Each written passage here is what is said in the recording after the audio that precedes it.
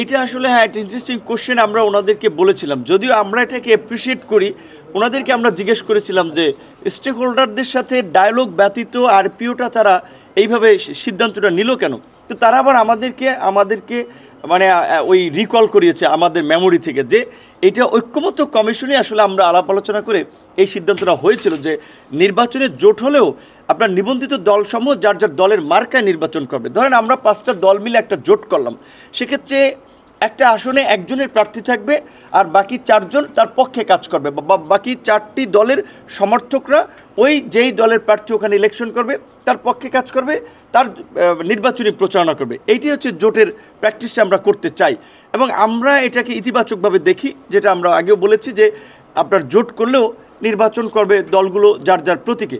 সেক্ষেত্রে হয়তো কিছু কিছু দল বা নেতৃবৃন্দ আপত্তি জানিয়েছে বা জানাতেও পারে, কিন্তু আমরা এটাকে ইতিবাচকভাবে দেখি এবং নির্বাচন কমিশন বরাবর বলেছে যে জাতীয় ঐক্যমত্য কমিশনের আলোচনায় নির্বাচন কমিশন সংশ্লিষ্ট যেসব সিদ্ধান্তের বিষয়ে একমত হয়েছে সেগুলো ওনারা এক্সিকিউট করতেছেন। সেইটারই অংশ হিসেবে আসলে এই নির্বাচন জোটে করলেও নির্বাচন করবেন প্রার্থীরা যার যার দলের মার্কায় প্রতীকে। এই বিষয়ে ওনারা সিদ্ধান্তটা নিয়েছেন। নূর ভাই, জোট নিয়ে কিন্তু আপনারা এর আগে বলেছিলেন আপনারা এনসিপির সাথে জোট করতে পারেন তেমন একটা সম্ভাবনার কথা, কিন্তু আজকে আপনাদের সাধারণ সম্পাদক তিনি ফেসবুক স্ট্যাটাসে জানিয়েছেন যে কোনো ধরনের জোটে আপনারা যাচ্ছেন না। এই নিয়ে আপনার কি অবস্থান? না, এই মুহূর্তে আমরা একটা রাইজিং দল হিসেবে আমরা আমাদের দলকে বিকশিত করতে আমরা সারা দেশে 300 আসনের প্রার্থী বাছাই, তাদেরকে পরিচিত করা, গণসংযোগ, এগুলো নিয়ে কাজ করছি। আপাতত নির্বাচনের আসলে কারোর সাথে জোটবদ্ধ হওয়ার বিষয়ে আমরা সিদ্ধান্ত নেইনি, তবে আলাপ আলোচনা চলছে। বিএনপির সাথে আমাদের দীর্ঘদিন একটা বন্ধুত্ব রয়েছে, জামাতের সাথে আলোচনা চলছে, আবার বিএনপি জামাতের বাইরেও একটা বিকল্প রাজনৈতিক জোট গঠন করা যায় কিনা সেগুলো নিয়ে অনেকের সাথে মিটিং হয়, আলাপ আলোচনা হয়, কিন্তু এগুলো আসলে এখন পর্যন্ত ওই ধরনের কনক্লুশনে পৌঁছানোর মতো কোনো সিদ্ধান্ত হয়নি। ঠিক আছে, থ্যাংক ইউ। এটা বলা হয়েছে ভাই, গণভোট ক্লিয়ার। না, এখানে আমাদের সিনিয়র সহসভাপতি ফারুক হাসান যেটা বলেছে এটা আমাদের দলীয় অবস্থান।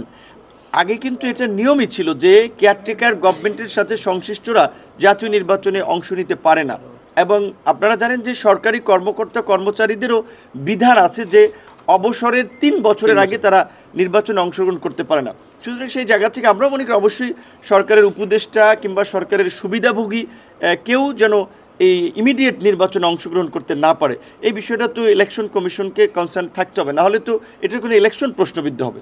ধন্যবাদ। Thank you. এটা বলা হয়েছে।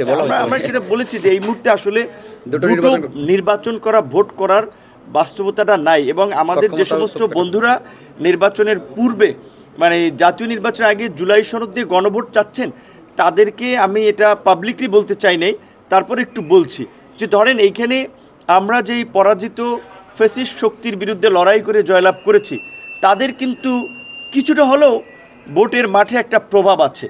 তারপরে যদি এই জুলাই আপনার অংশীদারদের মধ্যেও যদি গণভোট নিয়ে ডিভিশন থাকে তাহলে গণভোটে গেলেও আপনার এই জুলাই সনদ কিন্তু গৃহীত হয় কি না সেটি নিয়ে একটা অনিশ্চয়তা তৈরি হবে। কাজেই আমাদের মনে হয় যে যেই প্রক্রিয়ায় আমরা জুলাই সনদটা বাস্তবায়ন করতে পারি, যেখানে আমাদের ঐক্যমত তৈরি হয়, আমাদের সেই পথেই হাঁটা উচিত। সেক্ষেত্রে যেহেতু মোটামুটি সব দল এখানে কনভিন্স যে ন্যাশনাল ইলেকশনের সাথেই জুলাই সনদের বিষয়ে গণভোট, আমার মনে হয় এটাই একটা ভালো সিদ্ধান্ত হতে পারে।